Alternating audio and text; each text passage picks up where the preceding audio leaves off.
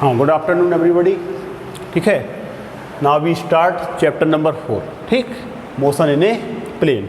ठीक, motion in a plane, motion in a straight line में हम लोग सभी चीज़ों को, चाहे वो एवरेज वेलोसिटी हो, चाहे एवरेज स्पीड हो, एक्सेलरेशन हो, सभी को one dimensional in a straight line पढ़ा है। ठीक है, और स्ट्रेट लाइन में केवल एक कोई डायरेक्शन का सेंस नहीं होता था, प्लेन की कोई बात नहीं होती थी। अब वही सब पूरे के पूरे मोशन को हमें कहाँ पढ़ना है? Motion in a plane. हो सकता है कि अब हमारे पास कोई बॉडी इस प्लेन में मूव कर रही हो एक्स वाई, ठीक है, तब हमें उसके मोशन को एक प्लेन में देखना होगा कि उसके कंपोनेंट एक्स और वाई के अलोंग क्या होते हैं। ठीक है, लेकिन इस चैप्टर को स्टार्ट करने के पहले पूरा का पूरा वही चैप्टर है, बस यहाँ पर प्लेन की बात है। ठीक, तो सबसे पहले इस चैप्टर की स्टार्टिंग जो होती है, हम शुरू करें फिजिकल क्वांटिटीज़। हम जानते हैं कि physical quantities are of two types, है ना, in the sense of their magnitude and direction. Physical quantities are of two types, one is scalar and scalar quantities are those having only magnitude, and vector are those having as magnitude and direction. तो scalar quantities में केवल क्या होता है? Magnitude, जबकि vector quantities में क्या क्या होता है? Magnitude and as well as direction also. Right, हम लोग ये पढ़। ठीक, सो मैनी एग्जाम्पल। लेकिन यहाँ पर थोड़ा सा एक हम बताएं तुमको, यहाँ पर थोड़ा सा एक पॉइंट है। वेक्टर क्वांटिटीज कई कुछ केसों में ऐसा अपवाद भी है कि केवल मैग्नीट्यूड और डायरेक्शन को स्पेसिफाई करने से क्वांटिटी वेक्टर नहीं होती है। ठीक है, बल्कि वेक्टर को अगर कंप्लीटली डिफाइन करना है तो having magnitude and direction and also obey law of addition of two vector, also obeys law of addition of two vectors. कुछ एडिशन के रूल्स होते हैं, क्वांटिटी को उसको भी फॉलो करना चाहिए। अभी आगे आकर के हम तुम्हें बताएंगे कि दो वेक्टरों को कैसे ऐड किया जाता है। क्योंकि वेक्टर में देखो डायरेक्शन भी है, और डायरेक्शन को हम सिंपली ऐड नहीं कर सकते। अगर स्केलर की तरह केवल मैग्नीट्यूड होता तो they can be added simply, right. लेकिन चूंकि मैग्नीट्यूड और डायरेक्शन भी है, तो डायरेक्शन को ऐड करने के कुछ स्पेशल रूल्स हैं, लॉस हैं, है ना। हम तुमको बताते हैं, जैसे law of addition of two vectors में ट्रायंगल लॉ, पैरेललोग्राम, है ना, law of addition of two vectors. Now तो ये इस चैप्टर की स्टार्टिंग है। So many examples are there. जैसे स्केलर में एग्जाम्पल क्या होता है तुम्हारा? लेंथ, है ना, लेंथ, एरिया, ठीक, एनर्जी, डेंसिटी, वर्क, तो हम लिख लेते हैं सभी को, work, right, energy, okay, density. These all quantities have only magnitude, no direction. ठीक, और भी बहुत सी क्वांटिटीज होती हैं, ठीक है, मास, टाइम, ये सभी तुम्हारे क्या हैं? स्केलर क्वांटिटीज हैं। जबकि वेक्टर क्वांटिटीज के जो एग्जाम्पल्स होते हैं, उसमें जैसे बहुत बेस्ट एग्जाम्पल्स जो है, हम जहाँ चैप्टर की स्टार्टिंग करना है, पोजीशन, है ना, वेट, याद रखना वेट इज वेक्टर क्वांटिटी, इसमें डायरेक्शन होती है। जबकि तुम्हारा जो मास होता है उसमें क्या है? केवल मैग्नीट्यूड, जबकि वेट में क्या है? Direction.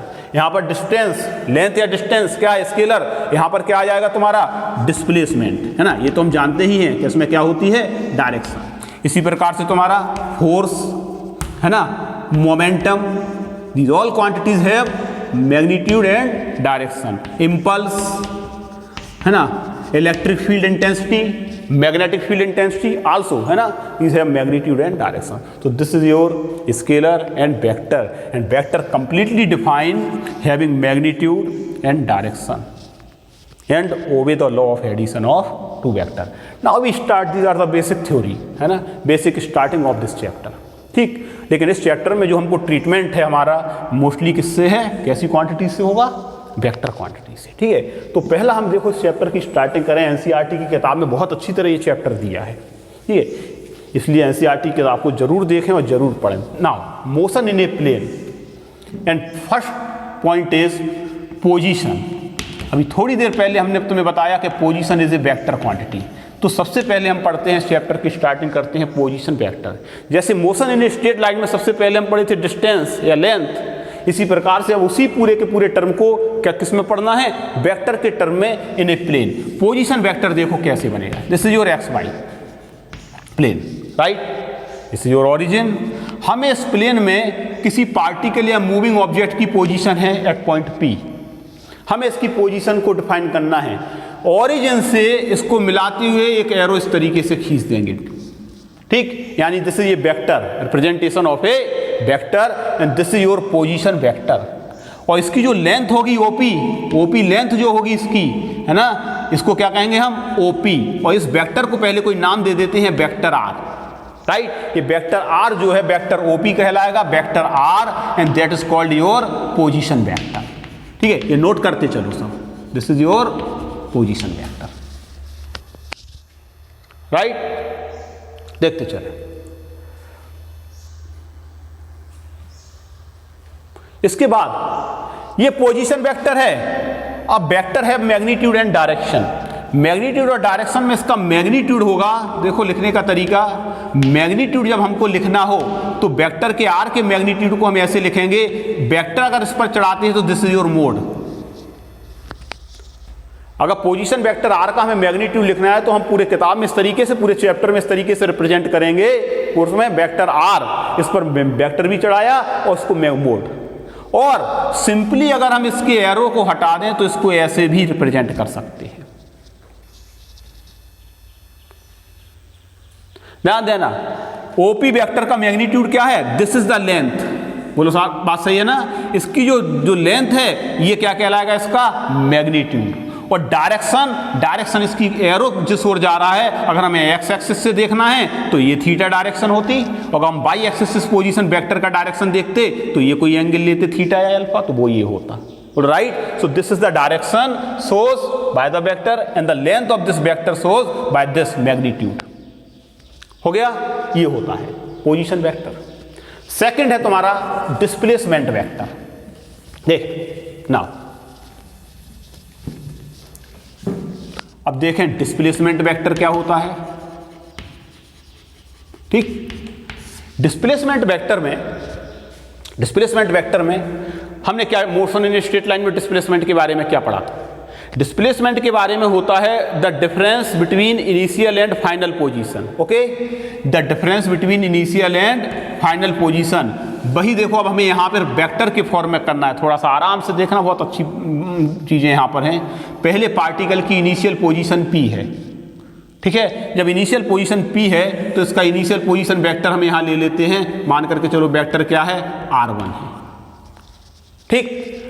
After some time body और object is moving and reaches at this point P dash, okay, यानी this is initial position vector.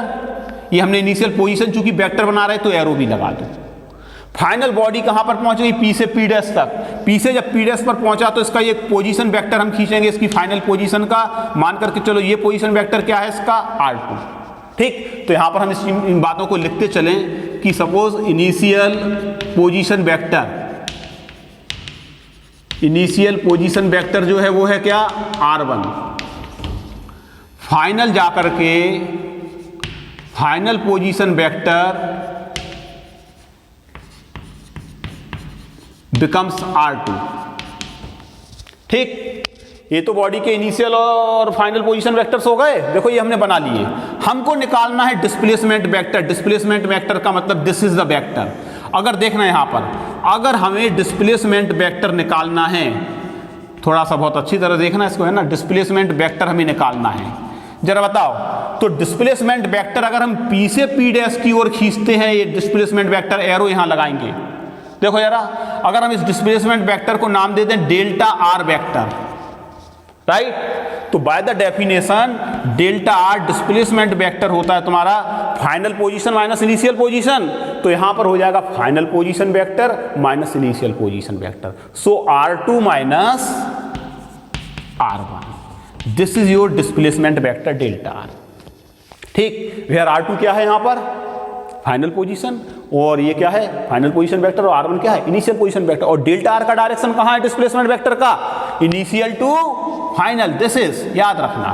अगर तुम यहां पर इस डिस्प्लेसमेंट वेक्टर का डायरेक्शन ऐसा कर दिए, बोलो right, then your displacement vector becomes, final position now becomes r1 and initial position vector becomes r2। तब तुम्हारा क्या हो जाएगा displacement vector delta r equal to r1 minus r2, because now final position is for this arrow, यहां से यहां displacement vector हुआ तो फाइनल पोजीशन ये है, अब इनिशियल हो जाए, तब हो जाएगा क्या r1 माइनस r2। यानी यहां पर इस बात पर निर्भर करेगा कि तुम्हारा displacement vector directed towards from which initial position to final position.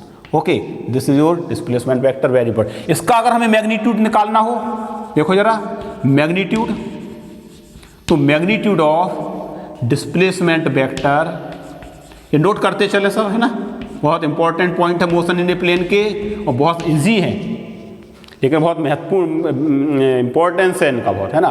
तो मैग्नीट्यूड ऑफ डिस्प्लेसमेंट वेक्टर हम लिखेंगे वही डेल्टा आर वेक्टर्स का मैग्नीट्यूड ऐसे, और इसी को हम ऐसे लिख सकते हैं डेल्टा आर, दिस योर, है ना, डिस्प्लेसमेंट वेक्टर। दो वेक्टर अभी हमने पढ़े, है ना, एक पोजीशन वेक्टर और एक डिस्प्लेसमेंट वेक्टर। यहाँ पर एक पॉइंट और थोड़ा सा रिमार्क करने का है, बॉडी अगर यहाँ पर P से अगर हमने ये केस लिया है तो डिस्प्लेसमेंट वेक्टर कहाँ से कहाँ पॉइंटिंग करेगा, कहाँ से कहाँ, P से P डैश तक। Okay, this is your displacement vector आ रहा है। अगर हम यहाँ पर बॉडी को P से P डैश तक चाहे किसी पाथ के अलोंग ले जाएं, है ना, body is taken from either of the path, बोलो राइट, इस तरीके से जाकर के, okay, body taken either of the path but we have to take in the displacement vector final minus initial, means to से displacement vector depends on the position of the initial and final position vector, not on the path followed.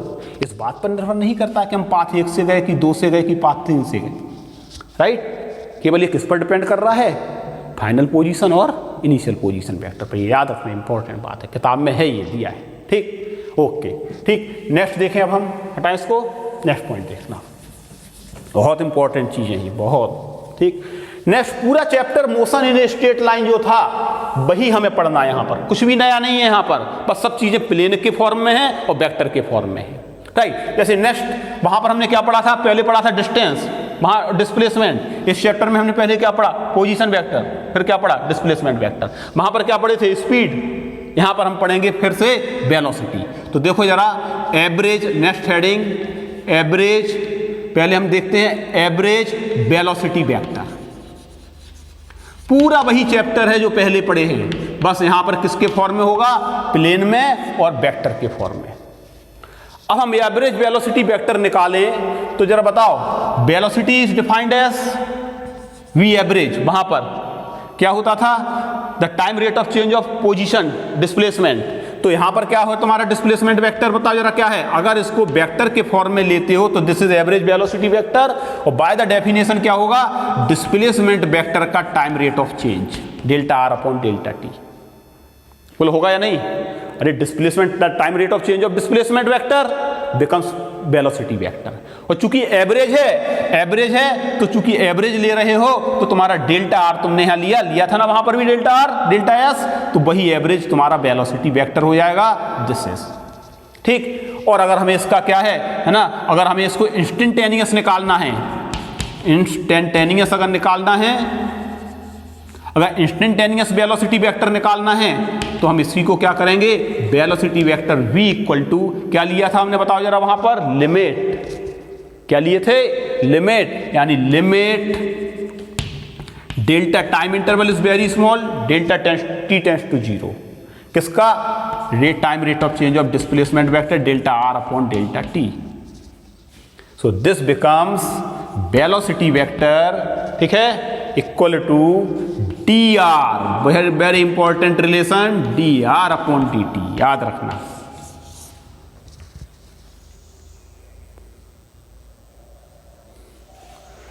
This is your differentiation of position vector, इसको क्या पढ़ेंगे हम, differentiation of position vector with respect to time, तो तुमको क्या मिल जाएगा, velocity vector. And very important and very, है ना, बहुत खास रिलेशन है ये, बहुत अच्छे न्यूमेरिकल्स इससे लगेंगे, जितने भी अच्छे न्यूमेरिकल्स होते हैं ये समझ लो बेसिक है मैकेनिक्स का इन ए प्लेन, ठीक। लेकिन आगे जाकर के तुम देखोगे बहुत बेसिक फार्मूले के रूप में ये यूज़ होते हैं, इसलिए बहुत बढ़िया तरीके से 11th क्लास को पढ़ना चाहिए, है ना। I think the syllabus of 11th is have more gravity than other class, इसमें कोई डाउट नहीं है। यहाँ पर जो चीज़ें बहुत अच्छी हैं, 11th का NCERT का किताब भी बहुत अच्छा है। एक्सरसाइज की जो प्रॉब्लम्स है ना, बहुत शानदार प्रॉब्लम्स, बैठ करके बहुत पेशेंस के साथ लगाओ, बहुत कुछ सीखने को मिलता है, ठीक है। देखें जरा यहाँ पर, this is your velocity vector, तो लिख देना dr/dt इज डिफरेंशिएशन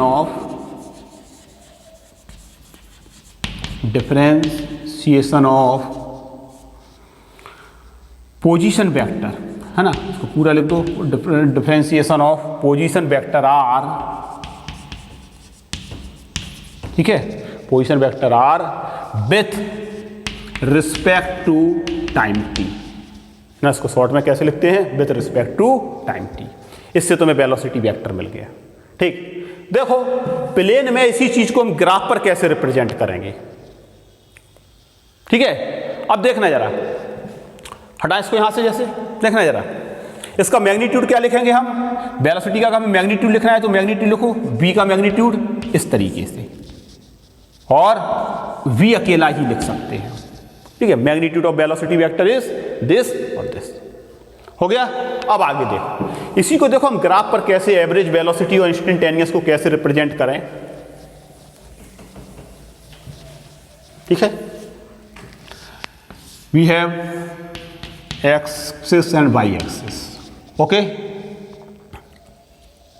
ठीक। यहां पर कोई पार्टिकल है, ठीक, यहां पर कोई पार्टिकल है, और अगर हम इसका क्या ले लें, इसका मान करके चलो कि body is moving like this, हम थोड़ा सा यहां पर चेंज कर देते हैं, थोड़ी सी चीज़ों को चेंज कर दे रहा लाइक दिस, राइट।